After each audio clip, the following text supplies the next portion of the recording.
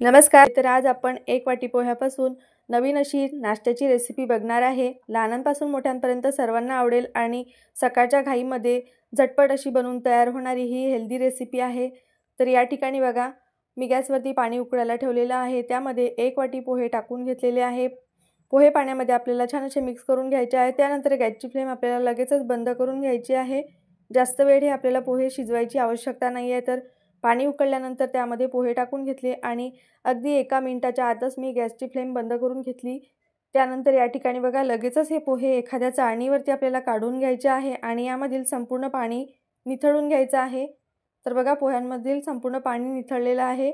आता हे पोहे आपल्याला एका मिक्सरच्या भांड्यामध्ये टाकून घ्यायचे आहेत। तर या ठिकाणी बघा, पोहे सध्या गरमच आहेत, पण काही हरकत नाही, आपण या पोह्यांमध्ये आणखी काही साहित्य टाकून घेणार आहे। तर ते टाकून घेतल्यामुळे हे पोहे छान असे थंड होऊन जातात। त्यानंतर या ठिकाणी बघा, मी या पोह्यांमध्ये 1.5 वाटी एवढा बारीक रवा टाकून घेतलेला आहे। त्या वाटीने आपण पोहे मोजून घेतले होते, त्याच वाटीने मी या ठिकाणी 1.5 वाटी एवढा रवा घेतलेला आहे। त्यानंतर अगदी पाव वाटी एवढं दही मी टाकून घेतलेलं आहे। दही चवीला थोडंसं आंबट असल्यामुळे मी दह्याचा कमी वापर केलेला आहे। तुम्ही जर फ्रेश दह्याचा वापर या ठिकाणी करत असाल तर थोडंसं दह्याचं प्रमाण जे आहे ते वाढवून घ्या। त्यानंतर 1 वाटी एवढं पाणी टाकून घेतलं आणि सगळं साहित्य छान असं मिक्सरला फिरवून घेतलं। तर तुम्ही या ठिकाणी बघू शकता, मिक्सरला फिरवून घेतल्यानंतर हे छान असं घट्टसर झालेलं आहे। तर यामध्ये आपल्याला आणखी थोडंसं पाणी टाकून घ्यायचं आहे आणि परत याची मिक्सरला छान अशी पेस्ट तयार करून घ्यायची आहे। तर तुम्ही या ठिकाणी बघू शकता, आणखी मी 1 वाटी एवढं पाणी या बॅटरमध्ये टाकून घेतलं आणि हे बॅटर मिक्सरला छान असं फिरवून घेतलं। तर तुम्ही बघू शकता, रवा आणि पोह्यांची छान अशी पेस्ट बनवून तयार झालेली आहे। आता ही पेस्ट आपल्याला एखाद्या भांड्यामध्ये काढून घ्यायची आहे। अजूनसुद्धा ही पेस्ट खूप जास्त घट्ट असल्यामुळे आपल्याला बॅटरची कन्सिस्टन्सी ॲडजस्ट करण्यासाठी यामध्ये आणखी अर्धी ते पाऊण वाटी एवढं पाणी टाकून घ्यायचं आहे। तर पाणी थोडंफार कमी जास्तसुद्धा लागू शकते। तुम्ही या ठिकाणी रवा कोणता वापरला आहे त्यानुसार पाण्याचं प्रमाण थोडंफार मागे पुढे होऊ शकते। तर या ठिकाणी मी बारीक रव्याचा वापर केलेला असल्यामुळे मी बरोबर 2.25 वाटी एवढं पाणी यामध्ये टाकून घेतलेलं आहे। तर बॅटरची कन्सिस्टन्सी तुम्ही व्हिडिओमध्ये बघू शकता। तर याच कन्सिस्टन्सीमध्ये आपल्याला हे बॅटर तयार करून घ्यायचं आहे। त्यानंतर बघा, आपलं बॅटर बनवून तयार झालेलं आहे। तर याच कन्सिस्टन्सीमध्ये आपल्याला हे बॅटर तयार करून घ्यायचं आहे। यापेक्षा जास्त पातळ किंवा जास्त घट्ट अजिबात करायचं नाही आहे। तर या ठिकाणी बघा, आपण डाळ तांदूळ न भिजवता आज आपण झटपट रवा आणि पोह्याचा छान असा उत्तप्पा तयार करणार आहे। त्यासाठी या ठिकाणी बघा, मी एका चॉपरमध्ये घरामध्ये उपलब्ध असलेल्या भाज्या मी यामध्ये बारीक करून घेतलेल्या आहेत। 1 कांदा, टोमॅटो, बीट आणि हिरवी मिरची, कोथिंबीर अशा सगळ्या भाज्या यामध्ये बारीक करून घेतलेल्या आहे। तर तुम्ही यामध्ये या उत्तप्प्यामध्ये तुमच्या आवडीनुसार भाज्या टाकून घेऊ शकता, जसं की शिमला मिरच आहे किंवा गाजर वगैरे अशा भाज्यासुद्धा तुम्ही यामध्ये आणखी ॲड करून घेऊ शकता। तर बघा, सगळ्या भाज्या मी अगदी बारीक अशा चॉपरमध्ये कट करून घेतल्यानंतर या बॅटरमध्ये टाकून घेतलेल्या आहेत। त्यानंतर यामध्ये आपल्याला चमचा एवढा खाण्याचा सोडा टाकून घ्यायचा आहे। सोड्यावरती थोडंसं 1-2 चमचे एवढं पाणी टाकून घ्यायचं आहे आणि हा सोडा बॅटरमध्ये छान असा मिक्स करून घ्यायचा आहे। तर तुम्ही या ठिकाणी बघू शकता, सोडा आपण बॅटरमध्ये मिक्स करून घेतल्यानंतर बॅटर छान हलका आणि जाळीदार झालेला आहे। तर आता जास्त वेळ हे बॅटर असंच न ठेवता लगेचच आता आपल्याला याचे उत्तप्पे तयार करून घ्यायचे आहेत। तर उत्तप्पा तयार करण्यासाठी या ठिकाणी बघा, मी गॅसवरती डोसा पॅन किंवा तवा गरम करून घेतलेला आहे। तव्याला आपल्याला थोडंसं तेल लावून घ्यायचं आहे। तर प्रत्येक उत्तप्पा तयार करत असताना आपल्याला तव्याला तेल लावण्याची अजिबात आवश्यकता नाही आहे।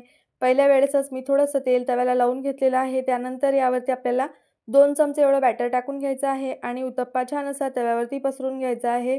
तर या ठिकाणी तुम्ही तुमच्या आवडीनुसार जाड, पातळ उत्तप्पा तयार करून घेऊ शकता। तुम्हाला छान सॉफ्ट आणि स्पॉन्जी उत्तप्पा पाहिजे असेल तर तुम्ही आणखी थोडासा उत्तप्पा थिक करून घेऊ शकता। तर या ठिकाणी बघा, मी उत्तप्पा छान असा तव्यावरती पसरून घेतला। त्यानंतर त्यावरती थोडंसं तेल टाकून घ्यायचं आहे आणि उत्तप्पा आपल्याला झाकून ठेवायचा आहे। तर 1 ते 1.5 मिनिट आता मी मध्यम आचेवरती बघा, छान हा उत्तप्पा एका साईडने भाजून घेतलेला आहे। त्यानंतर आता आपल्याला झाकण काढून हा उत्तप्पा पलटी करून घ्यायचा आहे।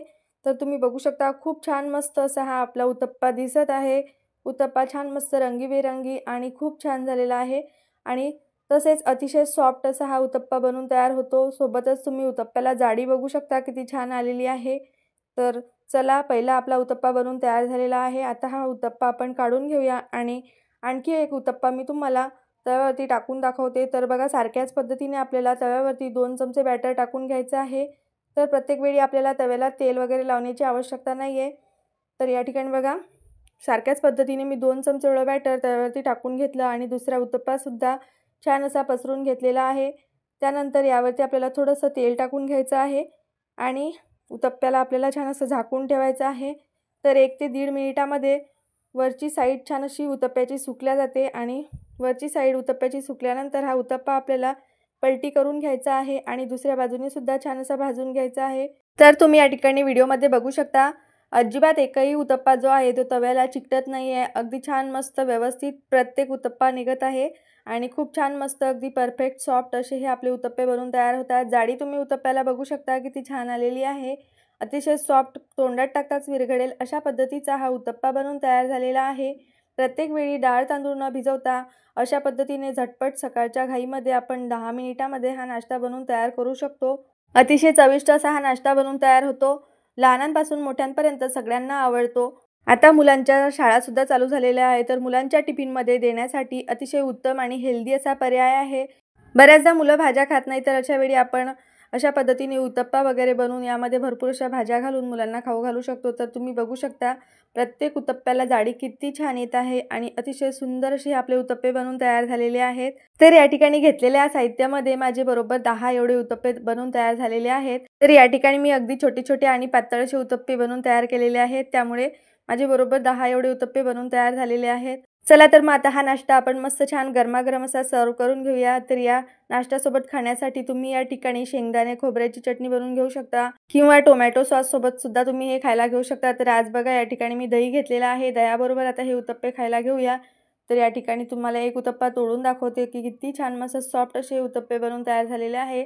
तर बघा दह्याबरोबर सुद्धा अतिशय चविष्ट असे लागतात. तर या उत्तप्प्यांना आणखी आकर्षित किंवा डेकोरेट करण्यासाठी या ठिकाणी बघा मी थोडंसं बीट किसून यावरती टाकून घेतलेलं आहे. त्यामुळे हे उत्तप्पे किती छान मस्त आकर्षित दिसत आहे. दिसायला जेवढे छान आहे त्यापेक्षाही चवीला अतिशय उत्तम झालेले आहेत. तर तुम्ही सुद्धा व्हिडिओमध्ये सांगितलेल्या टिप्स आणि साहित्य वापरून अशा पद्धतीचे हे उत्तप्पे एकदा नक्की बनवून बघा. आशा करते तुम्हाला नक्की ही रेसिपी आवडेल. चला तर मग तुम्हाला आजची माझी ही उत्तप्प्याची रेसिपी कशी वाटली हे मला कमेंट्स करून नक्की सांगा. रेसिपी आवडली असेल तर व्हिडिओला लाईक करा, शेअर करा आणि अशाच छान छान रेसिपीज पाहण्यासाठी यूट्यूब चॅनलला सबस्क्राईब करा. चला तर मग पुन्हा भेटूया आणखीन अशाच नवनवीन तसेच पारंपरिक रेसिपींसोबत. आणि आजचा व्हिडिओ शेवटपर्यंत बघितल्याबद्दल धन्यवाद.